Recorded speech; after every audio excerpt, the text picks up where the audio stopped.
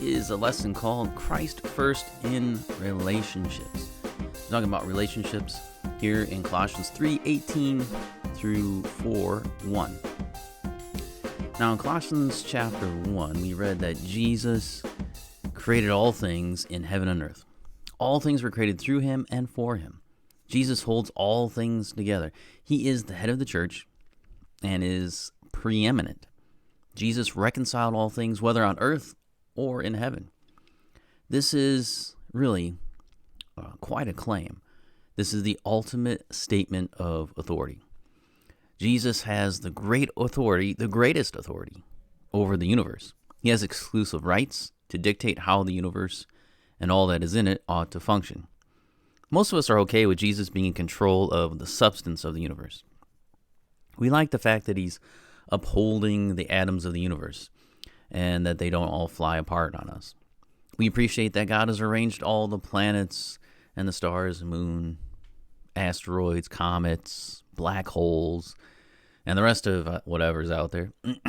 We like the idea that God has arranged it in such an order that life can be on the earth. We like that. We don't have a problem with that. We rejoice that he is sovereign king over spiritual things, over spiritual beings like Satan, and that Satan can only operate within the domain that God has allotted to him, and he can go no further. Probably all of us are comforted by the fact that Jesus is the head of the body, the church, and that he's the one who's leading us home. We don't have a problem with that either. But when it comes to chapter 3 of Colossians, we don't have a problem with the first two chapters, usually. We can figure out how that makes sense to us. We can figure that somehow in our theology. But when Jesus' claim of authority, of preeminence, comes to our churches, when it comes to our individual lives and actions, then a number of people in our churches have an issue with Jesus. They love that Jesus is the great shepherd, but they struggle with the rod and the staff. But because Jesus is the preeminent one, he has the right to command us to do what he wants us to do. That's his priority. That's his prerogative. We, as mere creatures, are completely dependent upon Jesus for existence and salvation, and really have no right to resist, or we don't even have the right to exist. That was all a gift from God in the first place.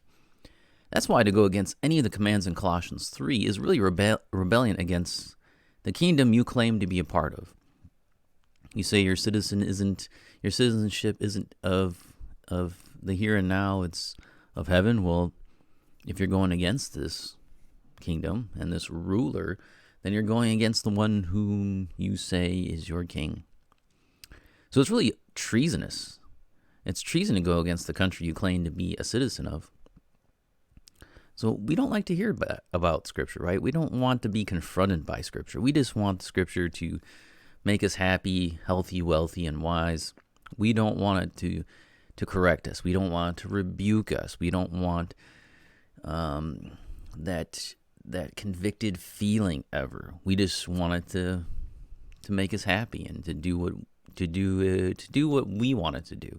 We want our itching ears scratched the way we want them scratched. So we don't like to hear about that. But yet, it's the truth. It's the truth of the Scriptures. It confronts us. It rebukes. It puts us on the right path. Now, in Colossians 3:1-17, Paul told us about how we as Christians should think and act as part of the church. Things that we would do with each other. But now he's going to set his sights on how we are to act in our homes. So if Christ is first, and he is, then he must be first in our personal relationships, in our home life, and what's going on there. Can't be just church. Has to be at home as well. And so Paul talks about that throughout this passage, singling out specific areas, specific roles in the family, and delineates those roles, and then tells what they ought to do. So that's what we're looking at this week. So next time we'll begin with the first section, which talks about husbands and wives.